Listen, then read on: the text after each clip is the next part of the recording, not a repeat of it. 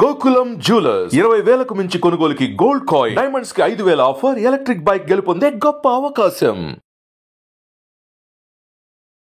Live life like a king. ఈ సూక్తికి ఆయన ఒక నిలువెత్తు నిదర్శనంగా నాకు అనిపిస్తూ ఉంటుంది. 50 ఏళ్ల సినీ జర్నీని పూర్తి చేసుకున్నటువంటి రాఘవేంద్రరావు గారికి హృదయపూర్వక కృతజ్ఞతలు తెలియజేసుకుంటూ శుభాకాంక్షలు అందజేస్తూ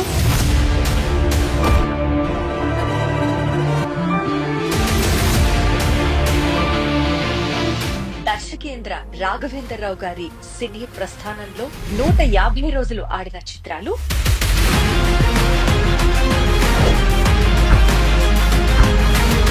ఇక 250 రోజులు ఆడిన చిత్రాలు,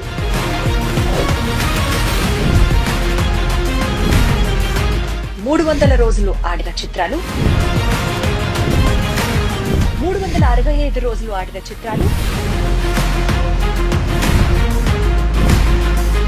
350 రోజులు పైగా ఆడిన చిత్రాలలో భాగంగా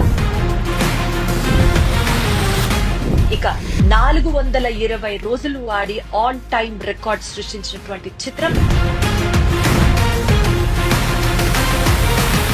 రాఘవేంద్రరావు గారి సినీ ప్రస్థానంలో 110 చిత్రాలకు గాను 23 చిత్రాలు 50 రోజులు ప్రదర్శింపబడ్డాయి అనంటే సామాన్యమైన విషయం కాదు.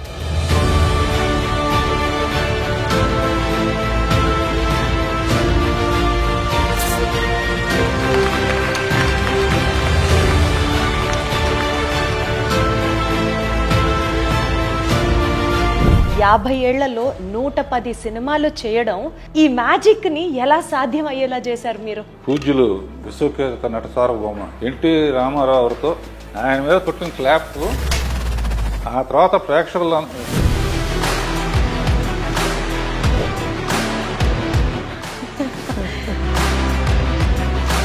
ఇదంతా కూడా నేను ఏమనుకుంటానంటే మా అమ్మ నాన్నలు. మే 2, 1977 టాలీవుడ్ కి ఒక గొప్ప దర్శకుడు పరిచయం అయిన రోజు. బాబు సినిమా రిలీజ్ వెనకాల ఒక కథ ఉంది అని విన్నాము. ఇన్ని సినిమాలు తీసి దాని గురించి మాట్లాడితే రాఘవేంద్ర పాటలు బాగా ఇస్తారంటారు. కారణం ఏంటి? ఒకసారి రాజమౌళి ఒక ఇంటర్వ్యూలో నన్ను అడిగాడు, మేము చాలా పాటల్లో హీరోయిన్ బాగా చూపించాలని అనుకుంటామండి, మీ దాంట్లోనే ఎక్కువ బాగుంటారు, కారణం ఏంటి అన్నారు. అంటే నేనేమన్నా అంటే హీరోయిన్ రాగానే ఫేస్ ఎంత చూడండి, నేను అసలు అనగానే అందరు గొల్లు నవ్వారు. అదృష్టం చేసుకుని ఉండాలి, మీ సినిమాలో నటించాలన్నా ఒక చిన్న భాగం అవ్వాలన్నా. నువ్వు కూడా చేద్దుగాని ఎప్పుడైనా. అసలు మీ ఫిట్నెస్ సీక్రెట్ చెప్పండి, మీరు ఏం తింటారు చెప్పండి. ఎక్కువ ఫూల్స్ చుట్టూ ఉంటారు, కొండని ఇలా తీయడని ఆడని నవ్వటం చాలా ఇష్టం. సో అదన్నమాట మీ సీక్రెట్. ఆ గ్యాప్ లో చిన్న పర్సనల్ ఇంట్రెస్ట్. పర్సనల్ ఇంట్రెస్ట్ ఏంటి? కాలక్షేపాన్ని కొంచెం ఒక రౌండ్ వేసుకోవటం. ఎప్పుడైనా హారర్ కానీ సస్పెన్స్ థ్రిల్లర్ కానీ అలాంటివి ట్రై చేశారా అండి? అసలు మీకు ఇష్టమా అవి? హారర్ సినిమా చూస్తే తల దించుకుంటాను.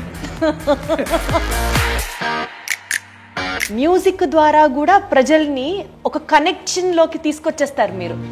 ఏంటి మీకు అంత మ్యూజికల్ సెన్స్? అసిస్టెంట్ డైరెక్టర్ గా ఉన్నప్పుడే 60 పాటలన్నీ పాడుకునేవాడు. నేను మా అన్నయ్య కలిసి డ్యూట్ పడేవాడు. అబ్బో, గుర్తుందా? ఏదన్నా 1-2 లైన్లు ఇప్పుడు పాడగలరా? పులి వస్తేరా ఏం చేస్తావురా అన్నయ్య అంటే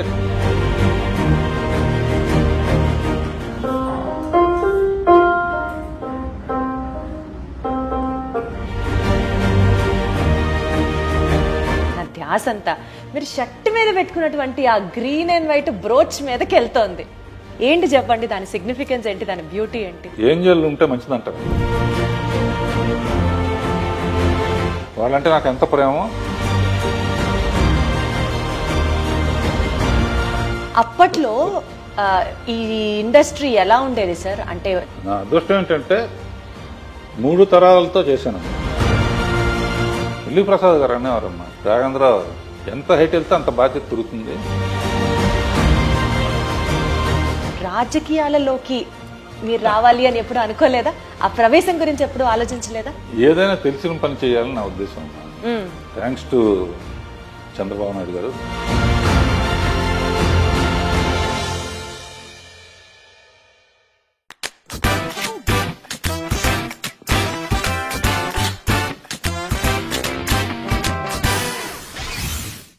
అందరికీ నమస్కారం. 50 ఏళ్ల అద్భుతమైన సినీ కెరియర్ ఆయనది. ఆయనే దర్శకేంద్రుడు శ్రీ డాక్టర్ కె రాఘవేంద్రరావు గారు. ఈ 50 ఏళ్ల సుదీర్ఘ ప్రయాణంలో ఎన్నో రికార్డులు, ఎన్నో బ్లాక్ బస్టర్లు, ఎన్నో అవార్డులు, అన్నిటికంటే మించి ఎన్నో ఎన్నో ఎన్నో అద్భుతాలు. Live life like a king, ఈ సూక్తికి ఆయన ఒక నిలువెత్తు నిదర్శనంగా నాకు అనిపిస్తూ ఉంటుంది. 100% సార్థకం అవుతుంది ప్రతి అక్షరం కూడా. సో 50 ఏళ్ల సినీ జర్నీని పూర్తి చేసుకున్నటువంటి రాఘవేంద్రరావు గారికి ముందుగా తెలుగు ప్రేక్షకులు, తెలుగు అభిమానులు అందరి తరఫున, ఎస్పెషల్లీ మా ఐ డ్రీమ్ తరఫున హృదయపూర్వక కృతజ్ఞతలు తెలియజేసుకుంటూ, శుభాకాంక్షలు అందజేస్తూ, ఆయన విలువైన సమయాన్ని ఇంటర్వ్యూ చేయడానికి మాకు ఇచ్చినందుకు గాను ప్రత్యేకమైన ధన్యవాదాలు తెలియజేసుకుంటూ, 50 years of cinematic legendary experience పూర్తి చేసుకున్న దర్శకేంద్రుడు డాక్టర్ రాఘవేంద్రరావు గారికి మరొక్కసారి గౌరవాన్ని అందజేస్తూ,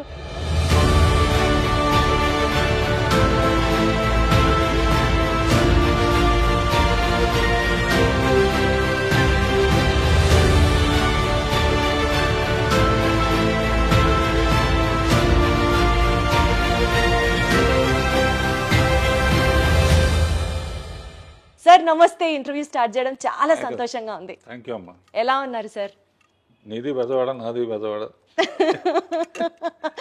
ఆ కనెక్ట్ ఉంటేనే నాకు ఒక పాజిటివ్ వైబ్ అనిపిస్తుంది సార్. కృష్ణా జిల్లా. Thank you so much. ఏ ప్రోగ్రామ్ అంటే 40 ఏళ్ళు మాట్లాడలేదు, మీ అందరూ తెలుసు.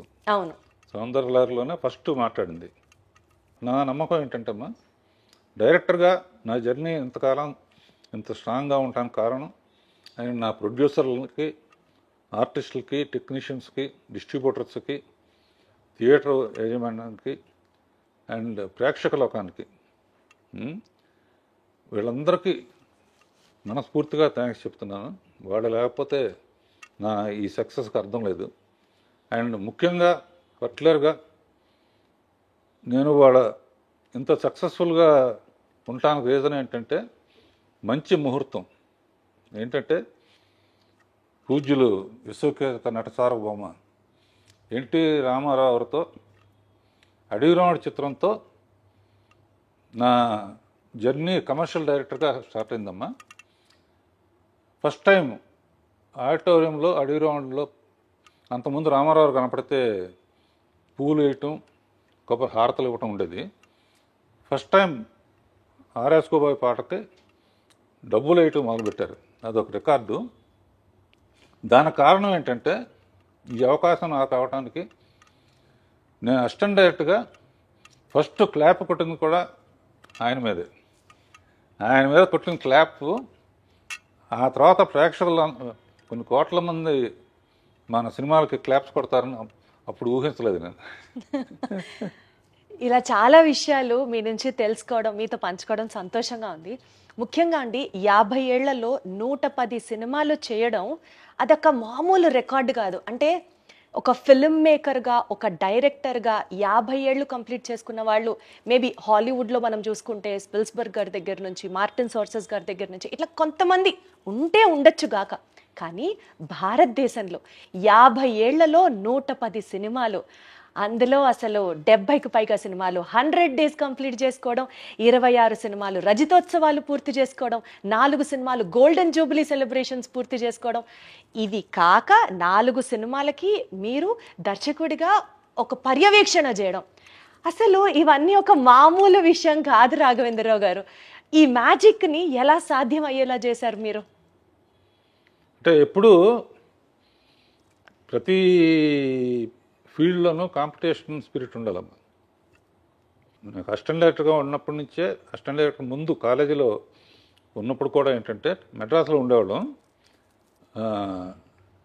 కాలేజీకి పుస్తకాలకి ఇచ్చిన డబ్బుని సినిమాల కోసం, తెగ సినిమాలు చూడటం కోసం ఖర్చు పెట్టేవాడిని.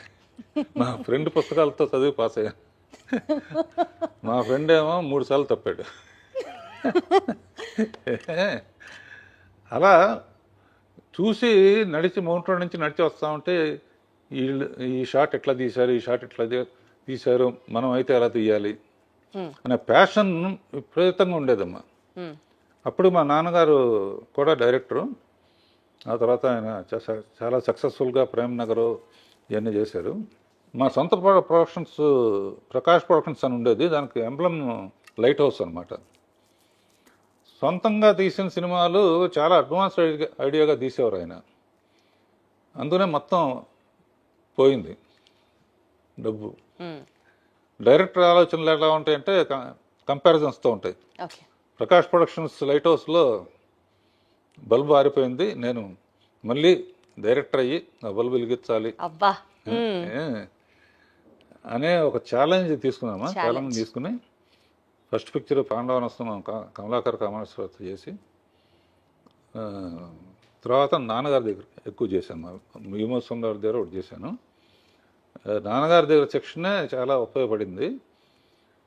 నాన్నగారితో స్త్రీ జన్మ ఇది తీస్తున్నప్పుడు రామానాయుడు గారు నాన్నగారు ప్రేమనగర్ కనెక్షన్స్తో నేను మ్యూజిక్ విషయంలో కానీ ఈ విషయంలో కానీ నా యాక్టివిటీసు ఇవన్నీ చూసి, రాఘవేంద్ర ఫస్ట్ డైరెక్షన్ నాకే చేయాలి నువ్వు అని చెప్పారు. చెబితే మా ఫాదర్ ఏమన్నారంటే ఇంకొంచెం ఎక్స్పీరియన్స్ ఉంటే బెటర్ అని చెప్పి అలా పాపం. అందుకనే సౌందర్యలహరిలో ఫస్ట్ నేను నాయుడు గారితోనే స్టార్ట్ చేశాను. ఆ తర్వాత యాక్చువల్గా మా ఫ్రెండ్స్ చాలా కేసీపీ లిమిటెడ్ అని దాని తాలూకు కొంచెం బాగా రిచ్ పీపుల్, బాగా క్లోజ్గా ఉండేవాళ్ళం. వాళ్ళు ఓ రోజు రాజేంద్ర సినిమా తీద్దాం ఉన్నారు. తీద్దామంటే నేను అందరిలాగా ఎందుకు శ్యామ్ బెనగల్ వాళ్ళలాగా మంచి ఆర్ట్ ఫిల్మ్ తీయాలి, ₹1,00,000 తీసి రికార్డు చేయాలి, కొత్త ఆర్టిస్టులు ఎవరికి డబ్బులు ఇవ్వటం లేదు, ఎవరు ఫుడ్ వాళ్ళు తెచ్చుకోవాలి, ఇటువంటి పిచ్చి ఆలోచనలతో వాళ్ళకి చెబితే ₹1,00,000 సినిమా కాదు, కాస్ట్లీ సినిమా తీయాలి, ఫస్ట్ పిక్చర్తోనే జగపతితో పోటీ పడాలి, రామానాయుడు గారితో పోటీ పడాలి. సో ఒక డైరెక్టర్గా అది డిఫైనింగ్ మూమెంట్ అనమాట. అసిస్టెంట్ డైరెక్టర్ నుంచి డైరెక్టర్గా ఆ ఛాలెంజ్ని యాక్సెప్ట్ చేస్తూ అప్పటి పరిస్థితులకు తగ్గట్టుగా వండర్ఫుల్ అండి. నేను ఏం చేస్తానో ఎలా తీస్తానో కూడా నా మీద నమ్మకంతో ఇచ్చిన ప్రొడ్యూసర్స్ మొట్టమొదట ఇచ్చిన వాళ్ళకి మర్చిపోకూడదు కదమ్మా. సార్ ఆ హంబుల్ క్వాలిటీ ఎన్ని జనరేషన్స్ మీ నుంచి నేర్చుకున్నా సరే ఇంకా చాలా తక్కువే అవుతుంది. అది మే 2, 1977 టాలీవుడ్కి ఒక గొప్ప దర్శకుడు పరిచయం అయిన రోజు. బాబు సినిమా రిలీజ్ వెనకాల ఒక కథ ఉంది అని విన్నాము. అంటే మీరు ముహూర్త బలాన్ని గట్టిగా నమ్ముతారని, ఆ ముహూర్తానికి ఆ సినిమాని విడుదల చేయాలి, కానీ అప్పట్లో కాబట్టి కరెంటు కోతలు అవి ఉంటూ ఉంటాయి, సో టైంకి రిలీజ్ చేయలేకపోతున్నాము అని చెప్పి మీరు ఒక పోస్టర్ వేసి అందరికీ పంచారట. సో ఆ ఎక్స్పీరియన్స్ని గుర్తు చేస్తూ ఆ టైంలో ఎలాంటి సవాళ్ళని ఎదుర్కొన్నారు రాఘవేంద్రరావు గారు మీరు? అంటే ఒకటమ్మా, ఏప్రిల్ 28 ఒకటి, మే 2 ఒకటి, మే 9 ఒకటి, ఈ 3 సెన్సేషన్. బాబు కూడా 28 రిలీజ్ అవ్వాల్సిందే, మే 2కి వచ్చింది. అడవిరాముడు ఏప్రిల్ 28 అమ్మా, super duper hit. Baahubali April 28 2 super duper hit. మే 2 నా ఫస్ట్ పిక్చరు, మే 2 అమరావతికి మళ్ళీ పుట్టినరోజు. అంటే మనం వెదవాడాలం కనుక ఖచ్చితంగా అమరావతితో కనెక్ట్ అవుతాం. రైట్. మే 9 రేపు one of my Athiloka Sundari మా అందరి ఫేవరెట్ సినిమా రీ రిలీజ్ అవుతుంది అప్పుడు కూడా. సో ఈ 3 డేట్స్ గోల్డెన్ మెమరీస్ ఉంటాయమ్మా. అండ్ ఎప్పటి నుంచో నాకు ఈటీ చూసినప్పటి నుంచి ఫ్యాంటసీ సినిమా తీయాలని, ఫస్ట్ ఫ్యాంటసీ సినిమా డైరెక్ట్గా కొన్ని కేవీరెడ్డి గారు 1-2 తీశారు, కానీ యాక్చువల్ ఫ్యాంటసీగా అక్కడి నుంచి రావటం అది అంటే అది క్రెడిట్ అనుకోవట్లేదు.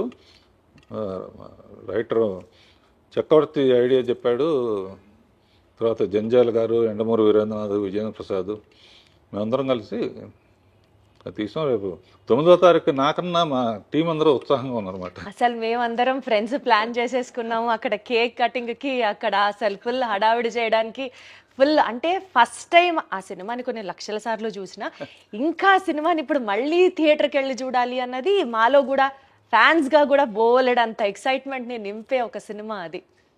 అదేనమ్మా, ఇప్పటికీ దత్తు గారు కానీ చాలా మంది జగదేక వీరుడు అవుతుందో మళ్ళీ తీయమంటారు.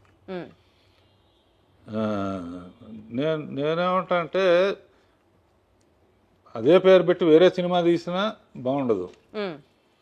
అదే సినిమా తీయాలంటే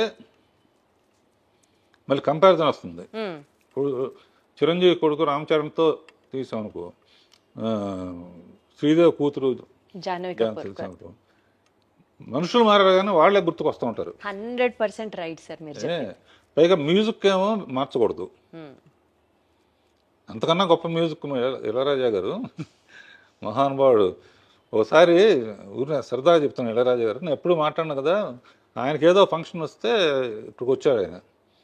అందరూ మాట్లాడిన తర్వాత రాజా గారు మాట్లాడడం ముందు డైరెక్టర్ గారిని మాట్లాడమనండి, రాఘవేంద్ర గారిని. నేను ఆయన మాట్లాడారంటే ఇప్పుడు అదేం కుదరదు, ఆయన మాట్లాడితే నేను మాట్లాడతాను అంటే, సార్ నన్ను క్షమించండి, నేను ఎప్పుడు మాట్లాడలేదు స్టేజ్ మీద అంటే, మీరు మాట్లాడితే మాట్లాడతా లేకపోతే దిగిపోతాను. అప్పుడు ఒక మాట చెప్పాను అనమాట, ఇళయరాజా గారు జగదేక వీరుడు అయితే ఆయన సంగీతం అతిలోక సుందరి అని. భలే చెప్పారు. అంతకన్నా 2 ముక్కలకు మించి ముగించేశారా? ఆ మాత్రం ఆ ఒక్క మాట చెప్పి ముగించేశారా? ఈ మధ్య అంటే ఇప్పుడు రంగంలో దిగాను కాబట్టి కొంచెం మాట్లాడుతున్నా. సో 1977లో బాబు సినిమా రిలీజ్ అయిన తర్వాత బాగా రికార్డ్స్, బాగా కలెక్షన్లు వచ్చాయి. అదే టైంలో ఆ స్పాన్లో కె విశ్వనాథ్ గారి జీవన జ్యోతి సినిమా రిలీజ్ అయినప్పుడు మీ సినిమా కలెక్షన్లు కొద్దిగా తగ్గాయి అని చెప్పి మీరే ఒక ఇంటర్వ్యూలో చెప్పారు. అంటే కాస్త డిసప్పాయింట్ అయ్యారు మీరు ఆ టైంలో అని చెప్పారు. సో దాని తర్వాత ఎక్స్పీరియన్స్, నా సినిమా అంటే ఇలా ఉండాలి అని ఒక స్టాండర్డ్ ఏమన్నా అనుకున్నారా మీరు? నిజంగానమ్మా, నాకు విశ్వనాథ్ గారి పిక్చరు, బాపు గారి పిక్చర్ అంటే చాలా ఇష్టం. మొదట్లో అసిస్టెంట్ కొన్నప్పుడు ఆదర్ సుబ్బారావు పిక్చర్లు సాంగ్స్ టేకింగ్లో నా సినిమా బాగుంది 50 days వరకు బాగా ఆడుతుంది. ఈ లోపల జీవన్ జ్యోతి రిలీజ్ అయింది. నేను యాజ్ విశ్వనాథ్ గారి ఫ్యాన్ లాగా ఆ సినిమాకి వెళ్ళాను. ఎప్పుడైతే వాణిశ్రీతో ఆ సెంటిమెంటల్ పార్ట్ వచ్చిందో, zoo zoo zoo zoo zoo zoo zoo zoo zoo zoo అని పాట ఉంటుంది, ఆ పాట రాగానే ఒకటే అనుకున్నా, మన థియేటర్లో ఈ ఒక్క పాట కోసం మన థియేటర్లో వాళ్ళందరూ కూడా జూ జూ జూ అంటే విశ్వనాథ్ గారి థియేటర్కి వెళ్ళిపోతారు అని స్పోర్టివ్గా తీసుకున్నామ్మా. తీసుకుని ఆయనతో కూడా నేను షేర్ చేసుకున్నా. ఎందుకంటే అప్పటి నుంచి ఆయన అసలు ఫ్యామిలీను ఇళ్ళు ఇయ్యే తప్ప, నేనే కులుమన వెళ్ళి అక్కడికి వెళ్ళి ఇక్కడికి వెళ్ళి ఆయనలాగా తీయాలనుకునేవాడు. కానీ మళ్ళీ నెక్స్ట్ పిక్చర్కి మళ్ళీ కాశ్మీర్ అని ఇదని అదని రెస్పాన్సిబిలిటీ అంటే ఆడియన్స్కి. చాలా రోజులు రాజమౌళి కూడా ఫాలో అయ్యాడు. ఒక పెద్ద పిక్చర్ తీస్తే నెక్స్ట్ చిన్న పిక్చర్ తీసేవాడిని. అవును, బాబు తర్వాత జ్యోతి తీశాను, అడవి రాముడి తర్వాత కల్పన తీశాను. అచ్చా, అట్లా పెద్ద సినిమాలని చిన్న సినిమాలని రెండు బ్యాలెన్స్ చేయడం మీ స్కిల్. జయసుధ ఇట్లా చేసుకుంటా ఉంటే అడ్వాంటేజ్ ఏంటంటే, చాలా రోజులు రాజమౌళి ఫాలో అయ్యాడు కానీ వన్స్ మగధీరాను బాహుబలి అయిన తర్వాత అతని చేతుల్లో లేదు, చచ్చినట్టు ఇంకా పెద్ద సినిమా తీయాల్సింది. అంటే ప్రత్యేకంగా దాని వెనకాల రీజన్ ఏంటి? ఒక పెద్ద సినిమా, ఒక చిన్న సినిమా. అంటే చిన్న సినిమా అప్పుడు రాఘవేంద్రరావు సినిమా అంటారు, పెద్ద సినిమా అన్నప్పుడు ఆ పేరు ఉంటుంది. అంటే హీరో పేరు ఉంటుంది తప్పని కదా నేను చెప్పేది. మెయిన్గా అంటే రాఘవేంద్రరావు సినిమా చూడాలి, లేకపోతే దాసరి నారాయణరావు సినిమా చూడాలి. ఇప్పుడు ఏంటంటే రాజమౌళి సినిమా చూడాలి, సుకుమార్ సినిమా చూడాలి, అన్నీ అందరూ మీ స్టైల్ ఆఫ్ ఫిల్మ్ మేకింగ్ లో రాఘవేంద్రరావు గారు ఒక గ్రాండియర్ ఉంటుంది, ఒక విజువల్ స్టోరీ టెల్లింగ్ ని మీరు అద్భుతంగా విజువల్స్ రూపంలో కానీ ఫ్రేమ్ సెట్ చేయడంలో కానీ మీ మార్క్ మీదే. అదే ఇందాక మీరు అన్నట్లు పెద్ద సినిమా అయినా అద్భుతంగా ఉంటుంది, చిన్న సినిమా అయినా బీభత్సంగా ఉంటుంది. ఆ ఎక్స్పర్టైజ్ మీకు సాధ్యం అంతే. నేను నిన్న క్వశ్చన్ అడుగుతాను. జ్యోతి తీశాను, దేవత తీశాను, బొబ్బులి బ్రహ్మను తీశాను, అన్నమయ్య తీశాను, తర్వాత ఇంకా ఫ్యామిలీ డ్రామాలు చాలా తీశాను, చాలా ఎమోషనల్ సబ్జెక్టులు అన్నీ. ఇన్ని సినిమాలు తీసి దాని గురించి మాట్లాడితే రాఘవేంద్ర గారు పాటలు బాగా తీస్తారంటారు. కారణం ఏంటి నువ్వు చెప్పాలి. అడు చూపిస్తావా? అలా అని కాదు, బట్ అంటే అదే నేను చెప్తున్నాను కదా, ఏ ఫ్రేమ్ కా ఫ్రేమ్ స్పెసిఫిసిటీ ఉన్నా light travels faster than sound అంటారు కదా. సో కొన్ని సీన్స్, కొన్ని సాంగ్స్ ఎస్పెషల్లీ మీరు సాంగ్స్ లో యూజ్ చేసే కొన్ని ప్రాపర్టీస్ అట్లా నిలబడిపోతాయి అంతే. అది వేరే లెవెల్ అంతే. అంటే అది మెయిన్ తెలివితేటలను డామినేట్ చేసి అంటే ఇంకా మా మైండ్ ని డైవర్ట్ చేసేసి మీరు చూపించే ఆబ్జెక్ట్స్, ఎస్పెషల్లీ ఫ్రూట్స్ యూసేజ్ కానీ, ఎస్పెషల్లీ ఫ్లవర్స్ యూసేజ్ కానీ మీ తర్వాతే అంతే, ఇంకా అందులో తిరుగులేదు. పూజ్యులు వెంకయ్యనాయుడు గారు కూడా ఎప్పుడైనా స్టేజ్ మీద స్వర్ణ భారత్ అనే అవును ఒక ట్రస్ట్ నడుపుతున్నారు. బాగా చాలాసార్లు వెళ్ళాను, బాగా నడుపుతున్నారు, బ్రహ్మాండంగా ఉంటుందని. ఆయన ఏ స్టేజ్ మీద చెప్పినా కూడా రాఘవేంద్ర సినిమా అంటే స్వర్గాన్ని నేల మీద దింపినట్టే అండి. అసలు ఒక హీరోయిన్ ని ఇంత అందంగా మరి ఏ దర్శకుడు చూపించలేనంత విధంగా ఆవిడ ఎంట్రీ కానీ, మీరిచ్చే ఆ షార్ట్స్, ఆ పూలు మధ్యలో అసలు వేరే లెవెల్. రాఘవేంద్రరావు గారు అదృష్టం చేసుకొని ఉండాలంతే ఆ సినిమాలో, మీ సినిమాలో నటించాలన్నా, ఒక చిన్న భాగం అవ్వాలన్నా. నువ్వు కూడా చేద్దు కానీ ఎప్పుడైనా. ఆహా తదాస్తు, ఇది ఎప్పుడో అవుతుంది, నెరవేరాలని కోరుకుంటున్నాను నేను కూడా.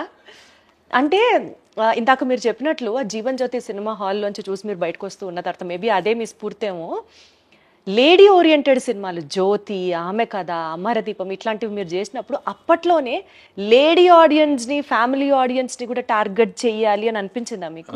ఒక స్ట్రెచ్ లో ఆ సినిమాలు తీసుకుంటూ వచ్చారు. అట్లా అనిపించే ప్లాన్ చేశానమ్మా. ఎందుకంటే జ్యోతి అయిన తర్వాత చాలామంది నాకు అన్నీ అటువంటివి ఆఫర్ చేశారు. ఆఫర్ చేస్తే నేను తొందరపడి అటు వెళ్తే ఇప్పుడు సంచి పుచ్చుకుని ఇది ఇంటర్నేషనల్ ఫిల్మ్ ఫెస్టివల్ చుట్టూ తిరిగేవాడిని. వెయిట్ చేశాను కాబట్టి అడవి రమణ వచ్చింది. అదే కదా అసలు ఆ సినిమా కలెక్షన్లు రాఘవేంద్రరావు గారు అప్పట్లోనే 4 కోట్లు, ఇవాళ రోజున 5,000 కోట్లతో సుమారుగా అప్రాక్సిమేట్ గా సమానం. అవును, జనాభా లెక్క ప్రకారంగానే. బాబోయ్, అసలు ఆ రోజులో 4 కోట్లు వసూలు చేసింది అడవి రాముడు ఫస్ట్ లో. అంటే లేడీ ఓరియంటెడ్ సినిమాలు, ఫ్యామిలీ సినిమాలు చేసే మీకు అప్పట్లో ఒక మాస్, ఒక కమర్షియల్ సినిమాని తీయాలి, అప్పటి లెజెండరీ యాక్టర్ ఎన్టీఆర్ గారితో మీరు చేయడం అనేది, ఆ డెసిషన్ తీసుకోవడానికి మీకు ఇన్స్పిరేషన్ ఏంటి?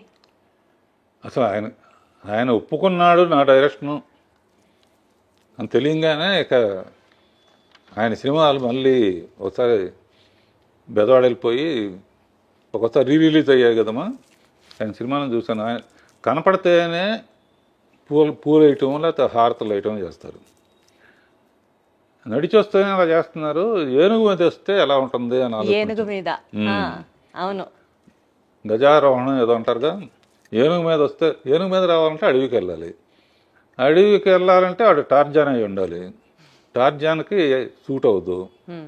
అప్పుడు ఏం చేయాలని ఆలోచించి, ఎప్పుడు ఫారెస్ట్ ఆఫీసరు విలన్స్ కుమ్మక్కవుతారు. ఈ సిన్సియర్ ఆఫీసర్గా ముందే ఆఫీసర్గా వెళ్తే డ్యూయట్లకి రొమాన్స్కి ఛాన్స్ ఉండదు. ఎన్ని ఆలోచించారు అసలు. అందునే ఫస్ట్ ఎన్ని స్టడీ చేయడానికని మామూలు మనిషిగా వచ్చి అక్కడున్న ట్రైబల్స్ని వాళ్ళ గొప్పతనం చెబుతూ, కొన్ని రోజులు అయిన తర్వాత నాకు భయం వేస్తున్నాను. అప్పటికి రామారావు కృష్ణుడి ఫోటోలు కానీ రాముడి ఫోటోలు కానీ ఇళ్లలో పెట్టుకునేవాళ్ళు.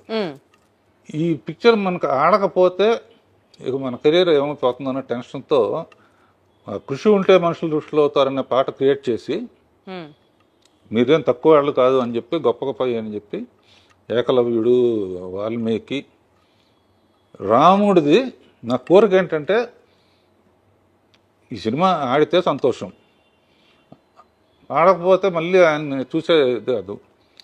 సరే రాముడు ఎట్లా ఉంటాడో మనకు తెలియదు, ఆయనలాగానే ఉంటాడు.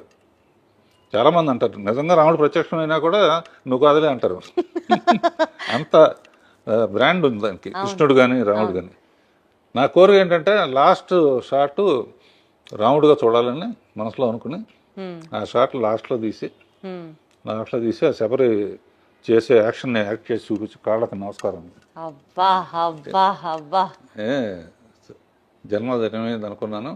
ఆయన కారు ఎత్తెత్తు ఫస్ట్ టైం అవుట్డోర్కి వచ్చారమ్మా ఆయన. అంతకుముందు అంతా గిండి ఊరు అటు వచ్చేవారు కాదు. It is green memory in my life brother అన్నారు. అట్లా నన్ను చాలా ప్రేమగా చూసుకున్నారు. తర్వాత ఆయనతో 12 సినిమాలు చేశాను. 12లో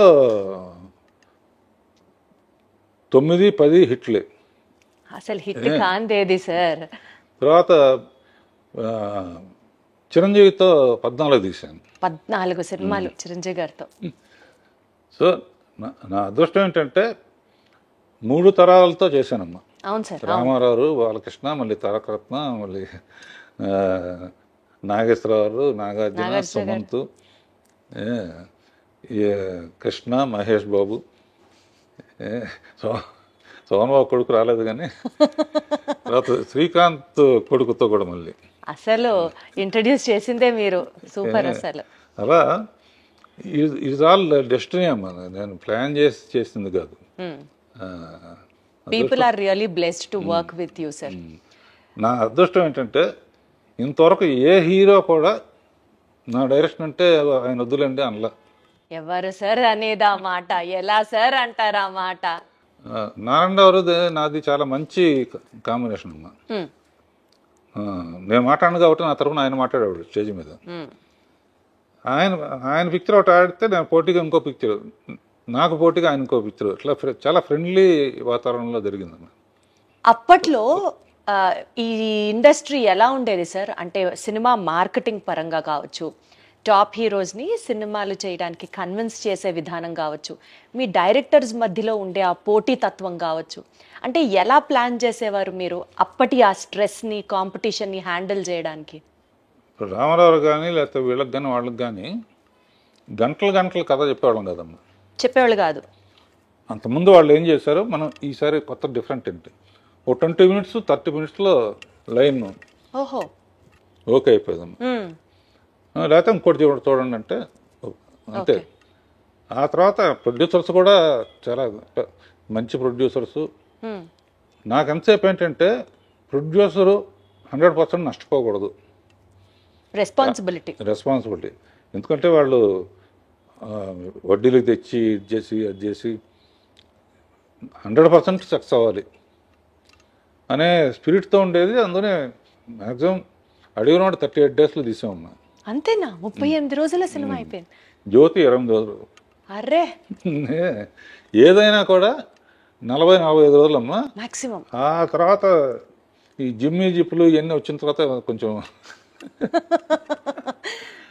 అప్పుడైనా కూడా నేను 70 రోజులు దాట్లా, 60-70 రోజులు. అలా ఒక పక్కన తెలుగు, ఒక పక్కన హిందీ. ఊరికి మనగాడు తెలుగులో కృష్ణతో పెద్ద సూపర్ హిట్ మా. అది చూసి జితేంద్ర మన హిందీలో తీద్దామని. అప్పుడు ఏంటంటే 16 ఏళ్ళ వయసు తెలుగులో హిట్ అయింది, హిందీలో శ్రీదేవి చేస్తే ఆడలా. అయినా కూడా జితేంద్ర శ్రీదేవిని పెడదామంటే ఓకే అన్నాడు. లేకపోతే అమ్మాయికి అట్లా మన సౌందర్య ఇంటర్వ్యూలో కూడా అమ్మాయి చెప్పింది అసలు. అండ్ చాలా అన్ఫార్చునేట్ విషయం ఏంటంటే లాస్ట్లో అమ్మాయి మామ్ అనే సినిమా తీసింది కదమ్మా, రీసెంట్గా రిలీజ్ అయింది. అవును. ఇక్కడ ఆడియో ఫంక్షన్ తెలుగులో కూడా చేయడానికి నన్ను చీఫ్ గెస్ట్గా పిలిచి అమ్మాయి కాంబినేషన్లో 24 సినిమాలు చేశాను. 25th ఫిలిం కూడా మనం చెయ్యాలని నాకు ఆడ నమస్కారం పెట్టింది. ఆ తర్వాత దేవలోకానికి వెళ్ళింది. అతిలోక సుందరి దేవలోకానికి వెళ్ళిపోయింది. చాలా ఇండస్ట్రీకి అంటే మ్యాక్సిమం సర్వ్ చేసింది. అట్లాంటి డెత్ ఉండకూడదు. అవును సార్, అవును సార్. ఇందాక మీరు చెప్పినట్లుగా శ్రీదేవి గారితో 24 సినిమాలు చేశారు, 11 సినిమాలు ఎన్టీఆర్ గారితో చేశారు, 14 సినిమాలు చిరంజీవి గారితో చేశారు. అసలు ఇట్లా చెప్పుకుంటూ పోతే ఏఎన్ఆర్ గారితో, శోభన్ బాబు గారితో, కృష్ణరాజు గారితో ఇట్లా చాలా సినిమాలు చేశారు కదా.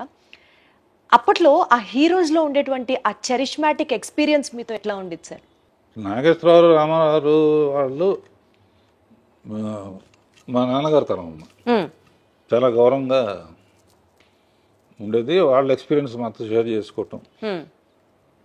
ఎందుకంటే వాళ్ళకి ఆ టైంలో ఏంటంటే యంగ్ డైరెక్టర్స్ కావాలి వాళ్ళకి. ఎప్పుడైనా కొత్తదే సెలెక్ట్ చేసుకుంటారు కదా. అట్లా అందరూ అసలు చాలా హ్యాపీగా ఆడతా పాడతా తీసేవాళ్ళం అమ్మ, కథల విషయంలో కానీ రిలీజ్ అయిన తర్వాత కానీ. అండ్ ఇంకో గొప్ప విషయం ఏంటంటే ఓ పిక్చర్ ఒక ఆడపోయినా కూడా ఈ డైరెక్టర్ వద్దు ఇంకో డైరెక్టర్ పెట్టుకుందాం అనే సిస్టమ్ లేదు అప్పుడు. రామారావు కానీ ఎవరైనా కూడా హీరోలు అందరూ, చిరంజీవి గారితో కూడా నాకు హిట్లు ఉన్నాయి, ఫెయిల్యూర్స్ కూడా ఉన్నాయి.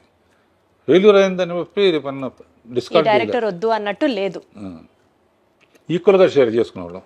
ఓకే, తప్పు జరిగింది నెక్స్ట్ కరెక్ట్ చేసుకుందాం అని.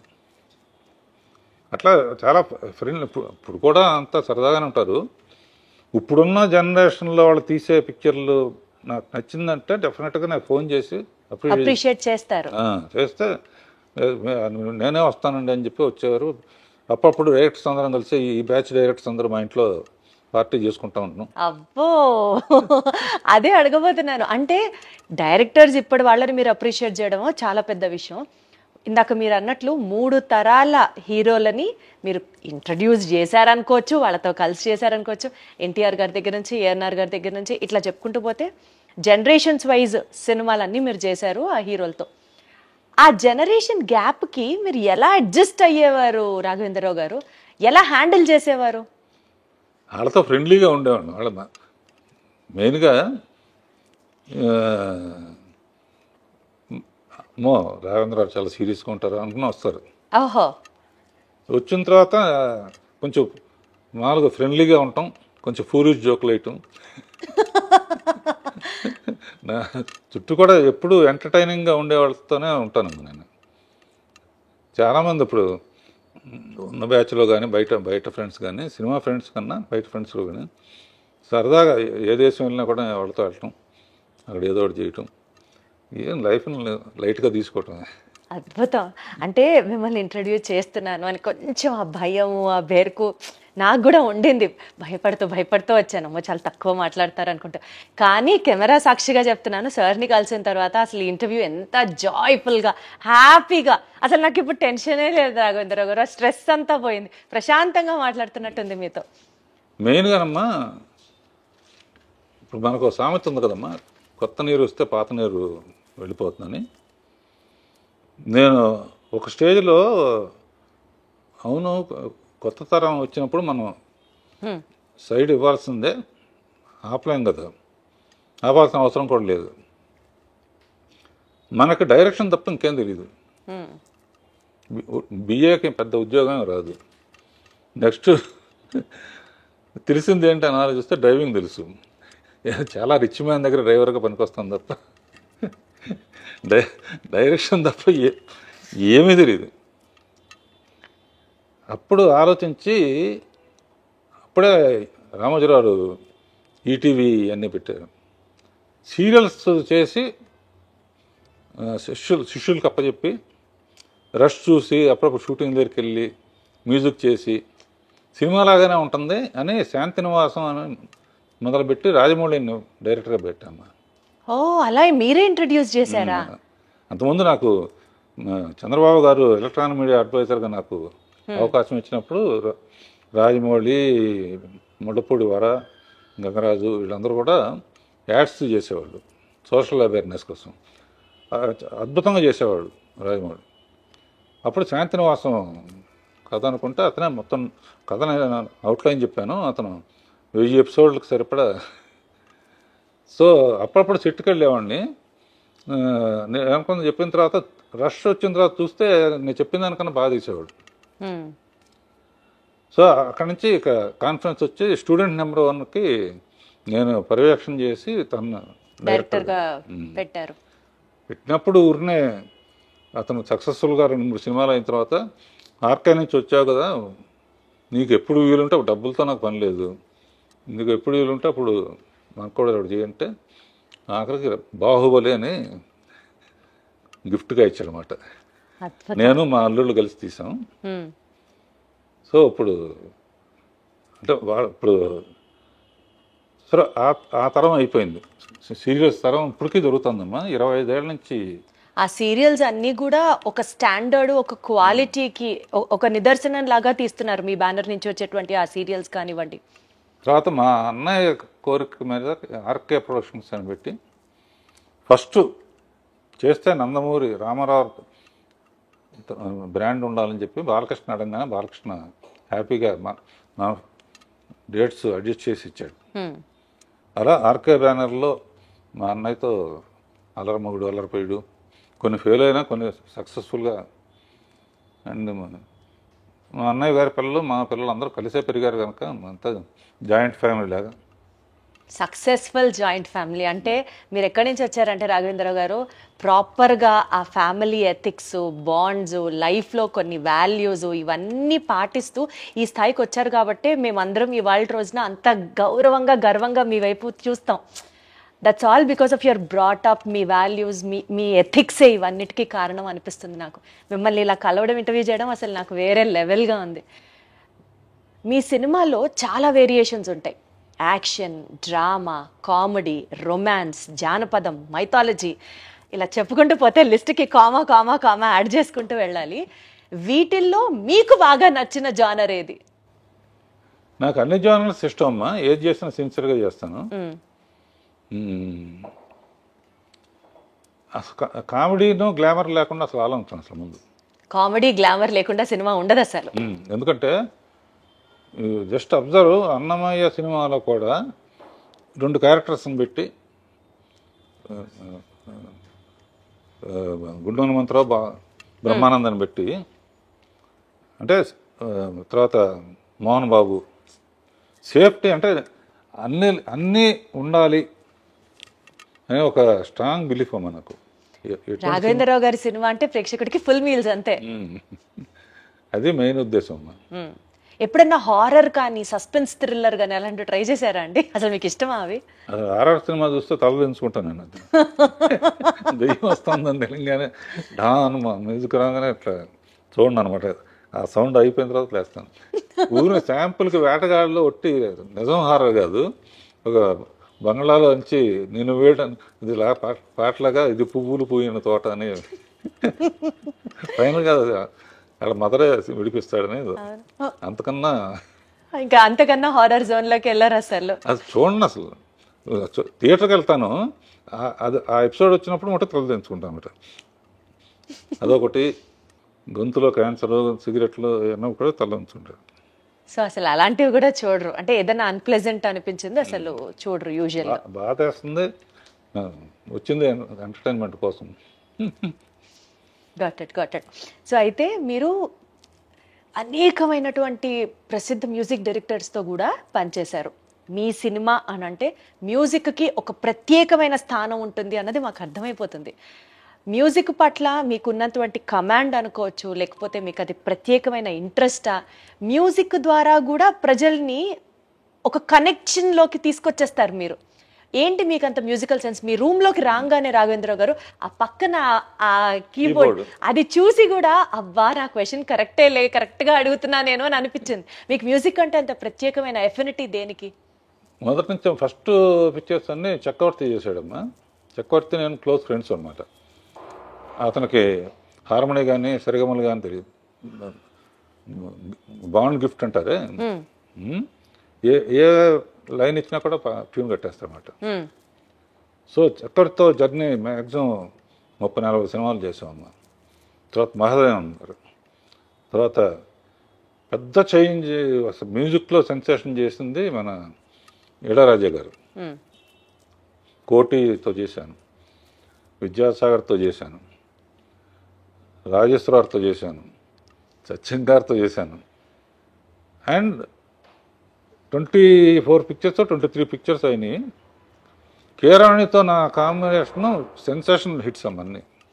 ఎందుకంటే మా ఇద్దరికి మంచి అండర్స్టాండింగ్ అర్థమైపోతుంది ఆ కెమిస్ట్రీ మాకు వినేటప్పుడు హాల్లో. ఇప్పుడు ఏ సినిమా అయినా సరే కీరాణి లేకపోతే నేను పని చేయలేదు అనమాట. అంత సింక్ అయిపోయారు. సింక్ అయిపోయి ఫ్యామిలీగా కూడా బాగా వాళ్ళ ఫ్యామిలీ మా ఫ్యామిలీ కలుస్తాం, రాజమౌళి ఫ్యామిలీ మా ఫ్యామిలీ కలవడం. అంటే కీరాణి దగ్గర నుంచి నేర్చుకుంది ఏంటంటే కొంచెం రాగాల గురించి కానీ ఇది ఏ రాగం అని అడిగి. కిరణిలో గొప్పతనం ఏంటంటే పల్లవిలో ఆల్మోస్ట్ సిచ్యువేషన్ బట్టి తనే చాలా వరకు కాంట్రిబ్యూషన్ ఉంటుంది. అలా మ్యూజిక్ అసిస్టెంట్ డైరెక్టర్గా ఉన్నప్పుడే 60 పాటలన్నీ పాడుకునేవాడిని. అండ్ మేము హాలిడేస్కి నేను మా బ్రదరు విలేజెస్కి వెళ్ళాడు, కేసరపల్లి మాది. వెళ్ళినప్పుడు సినిమా వాళ్ళం అంటే వాళ్ళ క్రేజ్ ఆ రోజుల్లో. ఇప్పుడు అంత క్రేజ్ లేదనుకో. ఇప్పుడు కూడా అంతే క్రేజ్ ఉందండి. కాగదు సినిమా వాళ్ళు అంటే అదేండి సార్ ఏదో పాటలు పాడండి అనేవాళ్ళు. నేను మా అన్న కలిసి డ్యూట్ పడేవాళ్ళం. అబ్బో గుర్తుందా ఏదన్నా 1-2 లైన్లు ఇప్పుడు పాడగలరా? జస్ట్ ఊరుకునే ఒక హమ్ము. పులి వస్తేరా ఏం చేస్తావురా అన్నయ్య అంటే ఇది చేస్తాను తమ్ముడు అని. ఏదో అంటే విలేజ్ లైఫ్ నాకు బాగా ఇష్టం అమ్మా.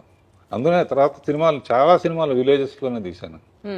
సో ఇండస్ట్రీకి అండి హీరో విక్టరీ వెంకటేష్ గారి దగ్గర నుంచి, శ్రీదేవి గారి దగ్గర నుంచి దగ్గర 70 మంది హీరోయిన్లని, 25 మంది స్టార్ హీరోస్ని, ఎందరో దర్శకుల్ని పరిచయం చేసిన మీకు వాళ్ళలో చూసిన వెంటనే ఈ క్వాలిటీ డెఫినెట్లీ వీళ్ళని షైన్ చేసేలా చేస్తుంది అని మీరే ముందర అనలైజ్ చేసుకుంటారా?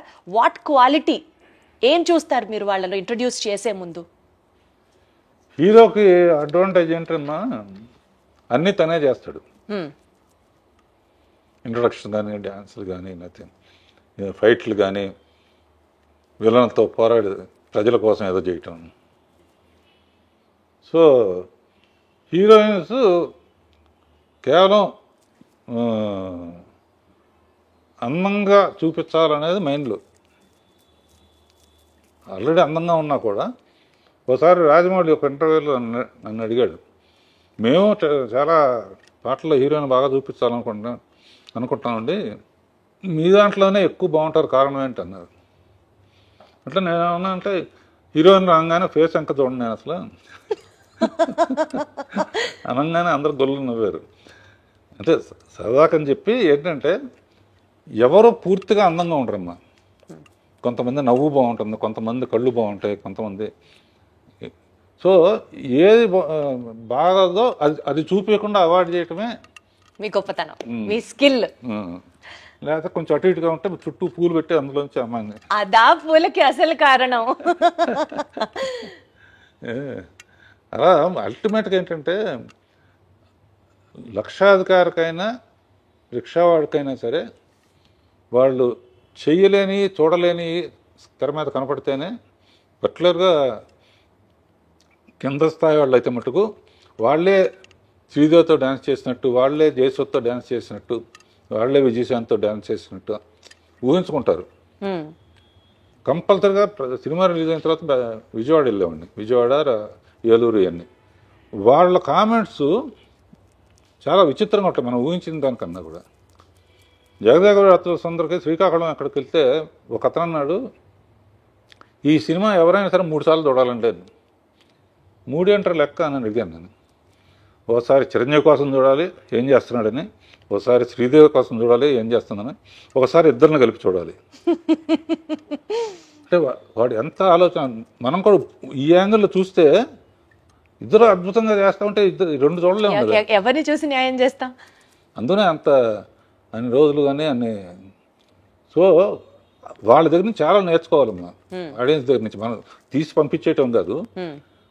తర్వాత అప్పుడు ఓన్లీ ల్యాండ్ లైన్లు కనుక ఏంటి సినిమా పరిస్థితి అంటే వాళ్ళు ఫోన్లో చెప్పారు, విపరీతమైన రిపీట్ ఆడియన్స్ అండి, 13:3 వరకు చూసి కొంతమంది వెళ్ళిపోతారు. ఇదేంటి డబ్బు టికెట్ కొని 13th రీల్లో వెళ్ళిపోవటం ఏంటి అన్నాను.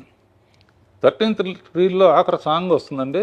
ఆ సాంగ్ ఆ మజా ఊహించుకుంటూ దారిలో ఒక బీరు కొనుక్కుని అబ్బబ్బబ్బబ్బా. మల్లెపూలు కొనుక్కుని ఇంటికి వెళ్తాడు. అంటే వాళ్ళ విశ్లేషణ అమ్మా, పల్స్. నేను అనుకునేది కాదు. ఆడియన్స్ పల్సు అంటే ఎవరైనా కళలు వస్తూ ఉంటాయి, లేకపోతే ఇదిగా ఏంటంటే అదే మూడ్లో అంటే సాంగ్స్కి పర్టికులర్గా పేరు రావడానికి రీజను ఇటువంటి. Got it sir. అలాంటి ఎలిమెంట్స్ ని మీరు ఎక్కువ ఫోకస్ చేసేవాళ్ళు, ఆ దృష్టి ఎందుకంటే ఆలోచించేవాళ్ళు. సరదాగా చిరంజీవి గారు కానీ వీళ్ళు కానీ మీరు హీరోయిన్స్ పైన అందంగా చూపిస్తారు, అన్నీ మీరే చేస్తున్నారు కదా, యాక్షన్ మీరే చేస్తున్నారు, వీళ్ళంతా ఛాలెంజింగ్ మీరే చేస్తున్నారు. అట్లీస్ట్ పోనీ అందంగా హీరోయిన్లైనా చూపిద్దాం కదా అని చెప్పేవారా? ఏదో జరిగిపోయిందమ్మా. ఇదంతా కూడా నేను ఏమనుకుంటానంటే మా అమ్మ నాన్నల, మా అమ్మకి ఎక్కువ పూజలు, ప్రతి నెల ఒక జ్యోతిష్కుడి దగ్గరికి వెళ్ళి ఏంటి మా చిన్నాడు సంగతి ఏంటి, మా పెద్దాడి సంగతి ఏంటి. అందులో సౌందర్యలహరిలో లాస్ట్ ఎపిసోడ్లో మా ఫ్యామిలీ అందరితో మదర్ లేరు అప్పటికి. అదేదో ఫ్యామిలీ పరిచయం కోసం చేసాం అనుకుంటున్నారు. లాస్ట్లో నేను ఉంటాను, ఒకసారి చూడము. చాలా బిజీగా ఉండి ఎప్పుడు ఇంట్లో నెలకు ఒక 4 రోజులు ఉండేవాళ్ళం. పిల్లలు ఏం చదువుతున్నారో కూడా నాకు తెలిసే కాదు. వాళ్ళు ఏం చదువుతున్నారు, ఫలానా చదవమని కానీ నేను వాళ్ళకు వాళ్ళు చదువుకున్నారు, వాళ్ళకు వాళ్ళు పైకి వచ్చారు, వాళ్ళకు వాళ్ళు ప్రూవ్ చేసుకున్నారు. ఇలాంటిది ఈ షోలో ఎందుకు పెట్టానంటే పిల్లలకి ఇండివిజువాలిటీ ఇచ్చి, ఇప్పుడు ప్రతి ఫంక్షన్కి పిల్లలు చేసుకునే ఫంక్షన్కి కూడా నన్ను పిలుస్తారు, సరదాగా ఉంటుంది. ఇది చూసైనా ఓల్డ్ ఏజ్ హోమ్కి పేరెంట్స్ పంపించకూడదు, లేకపోతే నా వయసు ఏంటి వాళ్ళ వయసు ఏంటి, వాళ్ళ పిల్లలు వాళ్ళందరూ బర్త్డేలకు కూడా అంకుల్ వస్తే బాగుంటుందని వాళ్ళ ఫ్రెండ్స్ కూడా. అంటే ఏదో ఒకటి పుట్టినరోజుకి ఒక సత్యపండు ఉండేవాడు, పాటలు తెలుగుదేశానికి పాటలోను బర్త్డే సాంగ్స్, ఎవరు బర్త్డే వస్తే వాళ్ళ మీద ఒక సాంగు అంతకుముందు తీసిన స్టిల్స్ వేసి ఏదో ఒక ఇంట్రెస్ట్ క్రియేట్ చేస్తూ ఉంటాం అన్నమాట. సార్ మీలా స్పార్క్ ఉంటుంది సార్, అది అది ఎవర్ లైటింగ్ స్పార్క్. ఇందాకే నేను మిమ్మల్ని పాయింట్ అడుగుదాం అనుకున్నాను, మనం ఈ ముచ్చట్లలో పడి అది కొంచెం పక్కకి వెళ్ళింది, కానీ మళ్ళీ గుర్తొచ్చింది. రామారావు గారితో మీకు ఒక ప్రత్యేకమైన అనుబంధం ఉంది. మీరు అసలు షో స్టార్ట్ చేస్తున్నప్పుడే వాళ్ళ పేర్లు తలుచుకుంటూ స్టార్ట్ చేశారు. మీకు అంత క్లోజ్నెస్ ఉన్నప్పుడు వాళ్ళతో రాజకీయాలలోకి మీరు రావాలి అని ఎప్పుడు అనుకోలేదా? ఆ ప్రవేశం గురించి ఎప్పుడు ఆలోచించలేదా? ఏదైనా తెలిసిన పని చేయాలని నా ఉద్దేశం అమ్మా. థ్యాంక్స్ టు చంద్రబాబు నాయుడు గారు. సరే, నాకు మీరు ప్రతి పని స్టార్ట్ చేసే ముందు వెంకటేశ్వర స్వామి దగ్గర నుంచి స్టార్ట్ చేస్తాం, ఆయన పాదాల దగ్గర ఆ కార్యక్రమాన్ని పెట్టి స్టార్ట్ చేస్తామని చెప్పారు. ఈ ప్రస్తావన వచ్చినప్పుడు Annamayya romantic, drama, mythology, fantasy ఇన్ని జోనర్లలో సినిమాలు తీసే మీకు, comedy and glamour most important అని భావించే మీకు, అన్నమయ్య లాంటి ఒక డివోషనల్ సబ్జెక్ట్ చెయ్యాలి అని ఎందుకు అనిపించింది? యాక్చువల్లీ అన్నమయ్య సినిమా ఇప్పటికీ కూడా రీసెంట్ సినిమా రిలీజెస్తో పోల్చుకుంటే ఆడియో ఆఫ్ అన్నమయ్య ఆ సేల్స్ ఇప్పటికీ కూడా స్కై రాకెటింగ్ అవుతూనే ఉన్నాయి. అన్నమయ్య ఒక ఆణిముత్యం, అన్నమయ్య మ్యూజిక్ అసలు వేరే లెవెల్. డివోషనల్ సబ్జెక్ట్ చేయాలన్న థాట్ మీకు అసలు ఎట్లా? అది ఏదైనా ఆయనే ఇచ్చాడు. తిరుపతి సినిమా మొదలు పెట్టేటప్పుడు తిరుపతి వెళ్ళి మొదలు పెడతాం, గడ్డం ఇచ్చేస్తాను, అయిపోయిన తర్వాత తిరుపతి వెళ్ళి గడ్డం ఇచ్చేస్తాను.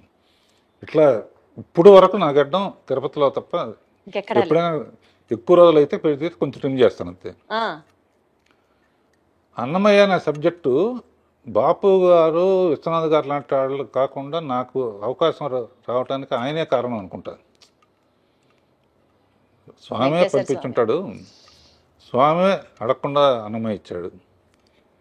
అండ్ ఆ కథ నాకు రావటం, నాగార్జున ఏంటి, రాఘవేంద్ర ఏంటి, సుమన్ ఏంటి అనుకునేది ఛాలెంజ్గా తీసుకుని నాగార్జున పెట్టడానికి రీజన్ అంటే వాళ్ళ ఫాదర్ విపన్నారాయణ ఇవన్నీ కూడా చేశారు.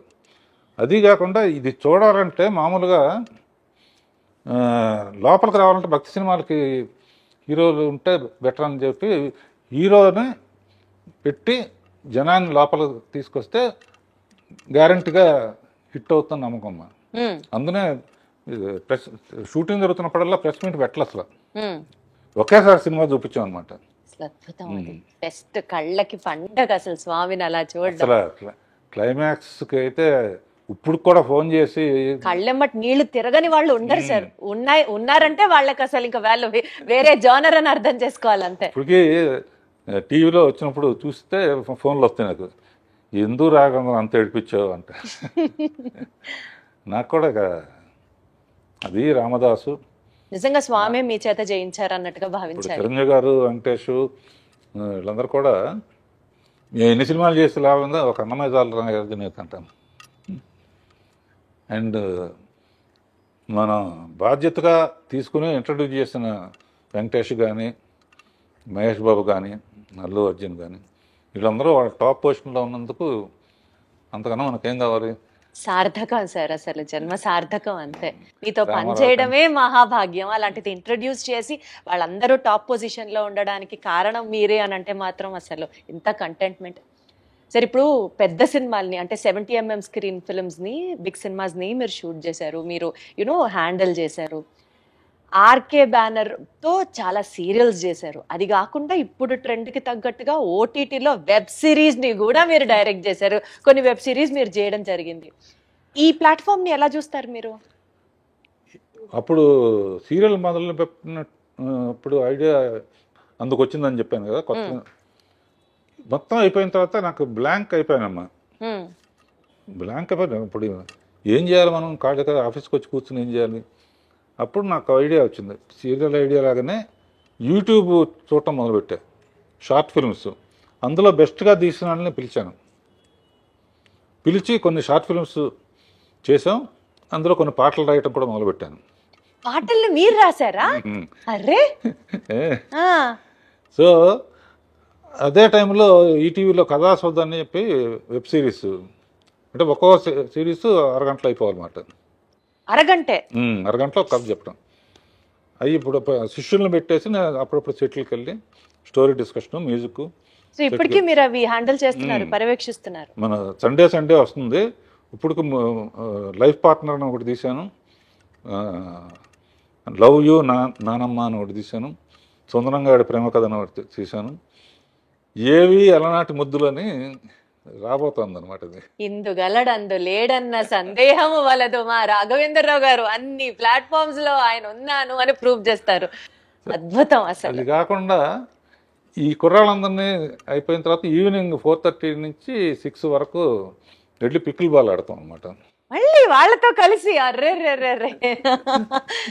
వీడు కొంతమంది ఆ తర్వాత కీబోర్డ్ అన్నావు కిందాక మా అమ్మ చెప్పింది, ఖాళీగా ఉంటుంది కీబోర్డ్ నేర్చుకోవచ్చు కదా. నేర్చుకుంటున్నారు.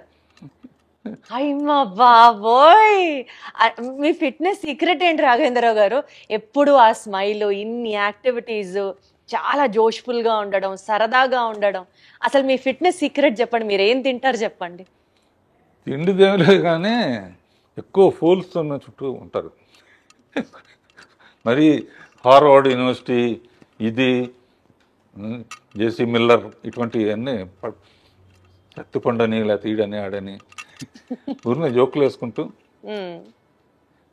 నవ్వటం చాలా ఇష్టం నాకు, నవ్వించటం కానీ. అందుకనే భరణీను బ్రహ్మానందం వీళ్ళు కొంచెం పొయిటిక్ ఇది ఉందన్నమాట. నేను 2-3 కొటేషన్స్ అందరూ రాస్తున్నాక మనం ఎందుకు రాయకూడదని చెప్పి అందులో కూడా మనం అనుకున్నవన్నీ జరిగి ఉంటే ఇప్పుడు జరిగినవన్నీ మనం అనుకున్నవి కావు. మనం అనుకున్నవన్నీ జరుగుంటే ఇప్పుడు జరిగినవన్నీ మనం అనుకున్నవి కావు. నువ్వు అంతేగా అంతేగా అంతేగా.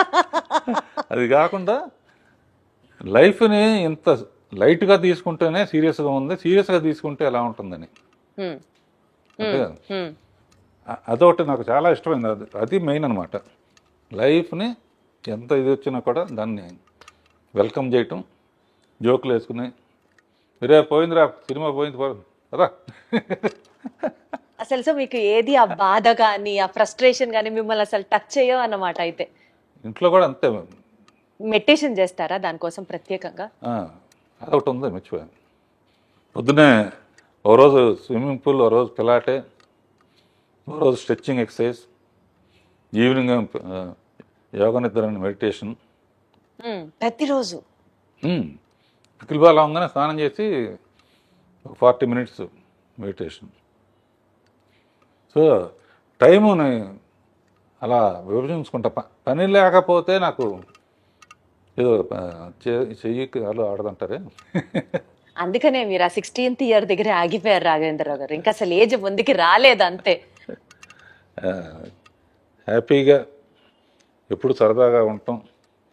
ఈ వాళ్ళ దగ్గర నుంచి నేను నేర్చుకుంటున్నానమ్మా, నా దగ్గర నుంచి వాళ్ళు నేర్చుకుంటున్నారు. కొంతమంది చెప్తారు కదా, కేజీ 1200 రూపాయలు ఉండే బియ్యం తింటాం, లీటర్ 5000 రూపాయల నుంచి 10,000 రూపాయలు ఉన్న డైరెక్ట్గా హిమాలయాస్ నుంచి తెచ్చిన వాటర్ తాగుతాం, అదే మా బ్యూటీ సీక్రెట్, అదే మా ఫిట్నెస్ సీక్రెట్ అంటారు కదా. అట్లాంటి ప్రత్యేకమైన తిండ్లు మీరేం తినరా? అసలు తిండి కూడా లేదు అసలు. ఏదో ఇప్పుడు తర్వాత ఏంటంటే జనరల్గా రోజు పొద్దున పూట కూడా ఇడ్లీలు, వడలు, దోశలు తినేవాళ్ళం. ఇప్పుడు ఏంటంటే ఒట్టి నట్స్ను, ఫ్రూట్స్, మధ్యాహ్నం lunch, night only tiffin. So అదన్నమాట మీ సీక్రెట్. ఆ గ్యాప్లో చిన్న పర్సనల్ ఇంట్రెస్ట్. పర్సనల్ ఇంట్రెస్ట్ ఏంటి? ఏదో కాలక్షేపానికి కొంచెం ఒక రౌండ్ వేసుకోవటం. Such an honest, sweet and an humble answer from your end. అసలు సూపర్. ఎటు మనం ఈ విషయాలు మాట్లాడుతున్నాం కాబట్టి రాఘవేంద్ర గారు, నాకు ఇందాకటి నుంచి మిమ్మల్ని చూస్తున్నాను, మీతో మాట్లాడుతున్నాను, కానీ నా ధ్యాస అంతా మీరు షర్ట్ మీద పెట్టుకున్నటువంటి ఆ గ్రీన్ అండ్ వైట్ బ్రోచ్ మీదకి వెళ్తోంది. అసలు అది ఎంత క్యూట్గా ఉందంటే ఏంటి చెప్పండి, దాని సిగ్నిఫికెన్స్ ఏంటి, దాని బ్యూటీ ఏంటి? ఇది మా అమ్మాయిలు ఏంజల్ ఉంటే మంచిది అంటారమ్మా. ఏంజల్ ఇళ్లలో కూడా ఏంజల్ బొమ్మ పెడితే చాలా, లేకపోతే నువ్వు కూడా పెట్టుకో ఇంట్లో, ఇది పెట్టుకో అని చెప్పి మా పిల్లలు ఇచ్చారు. ఇది వాళ్ళు ఇచ్చిందంటే నాకు వాళ్ళంటే నాకు ఎంత ప్రేమో, ఇది అంటే అంత ప్రేమ అనమాట. దీంతో చాలామంది అడుగుతారు, ఇది ఎక్కడ పోతుందో అని చెప్పి 2-3 ఒక్కోసారి పడిపోవచ్చు కదా. ఒకటి మట్టుకు అందరూ 2-3 ఎప్పుడూ పెట్టుకుంటాను. ఒకటి మట్టుకు ఎక్కడ పడాలో అక్కడ పడుతుంది. గొప్ప వ్యక్తి అక్కినేని నాగేశ్వరరావు నిర్యాణం చెందినప్పుడు అన్నపూర్ణ స్టూడియోలోనే ఇది చేశారు. ఫైర్ లాస్ట్ రైట్స్ అన్ని అక్కడ చేశారు. నాగార్జున ఎక్కువ ఎమోషనల్ అయితే నేను గట్టిగా కావాలని ఇంటికి వచ్చి చూస్తే ఇది లేదు, అందులో పడిపోయింది అనమాట. అందుకనే ఎప్పుడు సేఫ్టీకి దానికి నేను చాలా హ్యాపీగా ఫీల్ అయ్యాను. ఒక గొప్ప వ్యక్తికి ఇలా అనేక మెట్టు మీద మెట్టు. ఎల్లి ప్రసాద్ గారు అనేవారమ్మా. అంటే ఆయన సినిమాలో చైల్డ్ ఆర్టిస్ట్గా కూడా చేశాం. నేనంటే బాగా ఇష్టం ఆయనకి. రాఘవేంద్రరావు సినిమా పెద్ద హిట్ అయిందని వాళ్ళ అబ్బాయి చెప్పాడు అనుకో, రాఘవేంద్రరావు ఎంత పైకి వెళితే ఎక్కడ ఇది పడిపోకుండా చూడటం ఉండడం బాధ్యత. పడిపోకుండా చూడటం, ఎంత హైట్ వెళ్తే అంత బాధ్యత పెరుగుతుంది. అట్లా is a beautiful journey all over. ప్రత్యేకంగా అండి, సీనియర్ ఎన్టీఆర్ గారితో మీరు చేసిన ప్రతి సినిమాలో ఆడియో బ్లాక్ బస్టర్ హిట్ అంతే. చక్రవర్తి గారు మ్యూజిక్ అనుకోవచ్చు, లేకపోతే వాట్ ఎవర్, కారణాలు ఏంటో మీరే చెప్పాలి. కానీ అసలు ఆ పాటలకి మీరు దగ్గరుండి రాయించుకునేవారా, లేకపోతే ఎన్టీఆర్ గారే రాసేవారా? అసలు ఏంటి ఆ మ్యాజిక్? యాక్చువల్గా అమ్మా, ఇందాక చెప్పినట్టు రామారావు పిక్చర్ రాగానే ఎట్టి పరిస్థితుల్లో సక్సెస్ చేయాలి అన్నది ఒక అప్పటికేంటంటే నాగేశ్వరరావు డ్యాన్స్లు అంటే బాగా విపరీతంగా స్టెప్పులు విజిల్స్ చేసేవాళ్ళు. రామారావుకి అంత సాంగ్స్ అప్పుడు మిగతా వర్షిప్ ఉండేది, కానీ ముందు అది కూడా కవర్ చేయాలని చెప్పేసి నా బిలీఫ్ ఎప్పుడు సాంగ్ హిట్ అవ్వాలన్నా ఇది చెప్తున్నా దాని లీడ్ సీన్ బాగుండాలి. సో సాంగ్స్లో ఆయన ఫెయిల్ అవ్వకూడదు అనుకుని ఆరేసుకోబోయే పారేసుకున్నానని అడవి రౌండ్ల పాట మాధవన్ గారి మ్యూజిక్. ఆ పాట అప్పుడు ఏంటంటే హీరో కోసం పరిగెత్తుకుంటూ వస్తుంటే నీళ్ళలో పడిపోతుంది. ఆయన వచ్చే లోపల ఆరేసుకోవాలని చెప్పి లీడ్ అలా తీసుకున్నా తీసి ఈ లోపల ఆయన వచ్చేస్తున్నాడు. ఆడియన్స్ ఎంత మంచి వాళ్ళంటే వస్తామంటే చీర ఎగిరిపోయింది. చెట్టు నుంచి ఆరేసుకోబోయి పారేసుకున్నానంటే ఏళ్ళలో డబ్బులు అంటే టేక్ ఆఫ్ ఉంటేనమ్మా. అక్కడి నుంచి ఇక పాటల్లో కూడా ఆయన కూడా అందులో కృషి ఉంటే మనుషులు ఋషులు అవుతారులో ఎన్లైట్మెంట్ ఆఫ్ సోషల్ ఇది ఒక మోటివేషన్ సాంగ్. తర్వాత కోకిలమ్మ పెళ్ళికి అనేది, తర్వాత మేజర్ చంద్రకాంత్ పుణ్యభూమి నా దేశం పాట. అసలు మేజర్ చంద్రకాంత్లో పుణ్యభూమి నా దేశం ఎక్కడికి వెళ్ళినా సరే ఆగస్టు 15th జనవరి 26న ఈ పాట ప్లే అవ్వకుండా భారతదేశంలో ఎక్కడ ఉండదు అంతే. అదిను ఆయన అందులో కూడా అన్ని గెటప్పులు శివాజీ అల్లు సీతారామరాజు. ఆయన అనేవాడు, బ్రదర్ చాలామంది చేశారు జాగ్రత్త అని. అంటే అల్లు సీతారామరాజు కట్టబొమ్మను కూడా ఇస్తాం కదా, శివాజీ గణేష్ చేశారు. కమిట్మెంట్ అంటే ఆయన గెటప్లన్నీ ఆయన గద తయారు చేసిన అన్ని డిజైన్ ఆయన ఇస్తాడు. ఎన్టీఆర్ గారే డిజైన్ చేసేవారా? బాగా ఆ వీర ఇప్పుడు సాంగ్లో చూసి తెలుస్తుంది. ఘటబ్రహ్మ గెటప్ సంకెళ్ళతో మొత్తం ఇట్లా బంధిస్తుంటే దాన్ని చీల్చుకొని నడవాలి ఆయన.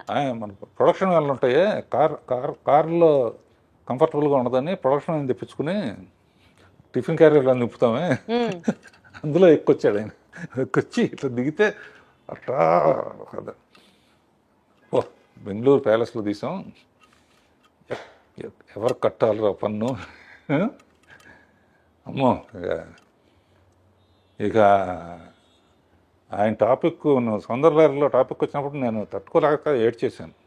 ఇప్పుడు కూడా లైట్ గా మీ కళ్ళు చెమరుస్తున్నాయి, అర్థం అవుతుంది. అంటే నాకు ఆయన లేకపోతే అసలు అంటే అంత బాగా చూసుకున్నారు. నేను అందుకనే చెప్తున్నా కదా, ఫస్ట్ ఆయన మీద క్లాప్ కొట్టడమే నాకు నా ముహూర్తం అంటారే, గొప్ప ముహూర్తం అన్నమాట నా జీవితానికి. అందుకనే ఆయన దేవుడిలాగా జీవితంలో మర్చిపోలేని. మీరు అలాగా ఇప్పటికే తలుచుకుంటూ సందర్భం వచ్చినప్పుడు అల్లా ఆయనకి కృతజ్ఞతలు చెప్పడం అంటే మీ గొప్పతనం అంతే. పాటల ప్రస్తావన వచ్చింది కాబట్టి శ్రీదేవి గారితో మీరు 24 సినిమాలు చేశారు. అసలు మీరు చేసినటువంటి హిట్ సాంగ్స్ గురించి మాట్లాడుకుంటూ వెళ్తే ఒక ఎపిసోడ్ మొత్తం దాని గురించే చేయాలి. But one of my favourites కానీ ఈ జనరేషన్లో కూడా ఈ ఇన్స్టాగ్రామ్, ఫేస్బుక్, యూట్యూబ్లో రీల్స్ అని చేస్తూ ఉంటారు. ఇప్పటికీ ఎవర్ ట్రెండింగ్ సాంగ్ సిరిమల్లె పువ్వా. అసలు ఎంత బాగుంటుందో ఆ పాట. ఈ పాట వెనకాల ఉన్నటువంటి కొన్ని జ్ఞాపకాలని పంచుకోండి సార్. శ్రీదేవిది హిస్టరీ అమ్మా, ఎవరికి జరగనే. మా ఫాదర్ పిక్చర్లో చైల్డ్ ఆర్టిస్ట్, నేను అసిస్టెంట్ డైరెక్టర్. నిద్రపోతా ఉంటే షార్ట్ రెడీ అని చెప్పి ఎత్తుకుని తీసుకొచ్చి యాక్ట్ చేయించాడు. ఒకసారి కొన్ని నాకు ఇచ్చేసేవారు ఆయన, నువ్వు చేసురా అని. మౌంట్ రోడ్లో అమ్మాయి రోడ్డు దాటు అడవడిగా రావాలి. నేనేంటి మనకు ఛాన్స్ దొరికింది బాగా తీయాలని చెప్పి అప్పుడే లైట్స్ వచ్చినాయి అనమాట. నేను ఇట్లా ఊపుతాను, నువ్వు పరిగెత్తుకొచ్చా అన్నాను. లైట్లు గ్రీన్ పడింది, ఊపాను. కార్లలో వస్తాయి, ఆ సెన్స్ పోయింది. అయ్యో, లక్కీగా ఆ షాట్ కూడా అందులో ఉంటుంది. జస్ట్ ఎడ్జి తగిలి పడిపోయింది. పడి అన్కాన్షియస్ అయిపోతే ఎత్తుకుని నాకు జైలు ఇవన్నీ కనపడి అనమాట. అయ్యో, ఏమవుతుందా, ఏ రిస్క్ అవుతుందా. అలా స్టార్ట్ అయ్యింది. ఆ తర్వాత పెద్దమ్మాయి అయిన తర్వాత ఫస్ట్ అటు ఇటుగా ఉన్నాయి. తమిళ్ 14-15 బాగా. సో దానికన్నా బాగా తీయాలన్న ఛాలెంజ్తో ఆ సిరిమల్లె పువ్వ పాట. ఒరిజినల్లో కూడా భారతరాజు గారు చాలా బాగా తీశాడు. నేను ఇందులో నా ఇది బొప్పాస్కాయ దానికో ఏ ప్రోగ్రాంకి వెళ్ళినా కూడా కంపల్సరీగా నాకు ఆనందం ఏంటంటే శ్రీరామనవమికి రామదాస్ పాటలు వేస్తారు, కొండ మీద అన్నమయ్య పాటలు వేస్తారు, ప్రోగ్రామ్స్లో ఆగస్ట్ 15th అంటే మేజర్ చంద్రకాంత్ పాటలు వస్తాయి. సిరిమల్ల పువ్వ అబ్బనీతేందబ్బా. అసలు ఆ పాట గురించి మీరు చెప్పద్దు. బ్లూ కలర్, నేను చిరంజీవి గారి బర్త్డే సెలబ్రేషన్స్ ది ఒక ఈవెంట్ హోస్ట్ చేశాను. ఆ ఈవెంట్ కి వెళ్ళేటప్పుడు నా కాస్ట్యూము శ్రీదేవి గారి కాస్ట్యూము, బ్లూ చీర, బ్లూ బ్లౌజ్, ప్లెయిన్ అనమాట. ఎగ్జాక్ట్ గా అబ్బని తీయని దెబ్బ నాకు అది కళ్ళ ముందర ఉంటుంది. నాకే కాదు, చాలా మందికి వీరాభిమానులు ఉన్నారు ఆ పాటకి. అలా పాటకి ఛాలెంజ్ అమ్మా. మా ఆపరేట చేమ చెట్టు అదొకటి మర్చిపోలే. కీరవాణి లేకపోతే నేను మ్యూజిక్ చేయలేను అనే ఫీలింగ్ వచ్చేసుకున్నాను. ఈ 50 years బ్లాక్ బస్టర్ ఇయర్స్గా మాకు అందించి మీ మొత్తం ఎక్స్పర్టైజ్ కానివ్వచ్చు, మీ స్కిల్ కానివ్వచ్చు, సినీ రంగంలో మీరు పెట్టినటువంటి, మీరు చూపించినటువంటి, మీరు చేసినటువంటి సర్వీస్ మాకు బోలెడన్ని ఎక్స్పీరియన్స్ని మిగిల్చడంతో పాటు సార్, ఎంత ఎదిగినా ఒదిగి ఉండాలి అన్న ఒక నేచర్, అండ్ మోస్ట్ ఇంపార్టెంట్లీ లైఫ్ని సీరియస్గా తీసుకోకుండా సరదాగా తీసుకుంటే అంతకంటే బ్యూటీ ఇంకొకటి లేదు అన్నది చెప్తూ, రెస్పాన్సిబిలిటీతో పాటు మోస్ట్ ఇంపార్టెంట్లీ మీరు పెట్టినటువంటి హార్డ్ వర్క్ నెక్స్ట్ జనరేషన్స్కి డెఫినెట్లీ ఒక ఇన్స్పిరేషనల్ పర్సనాలిటీగా మీరు నిలుస్తారు, ఉండిపోతారు మా మనసుల్లో. మరొకసారి మీకు శుభాకాంక్షలు తెలియజేసుకుంటూ thank you so much Raghavendra garu. Thank you అమ్మా. Thank you audience. ఐ డ్రీమ్కి థ్యాంక్ యూ.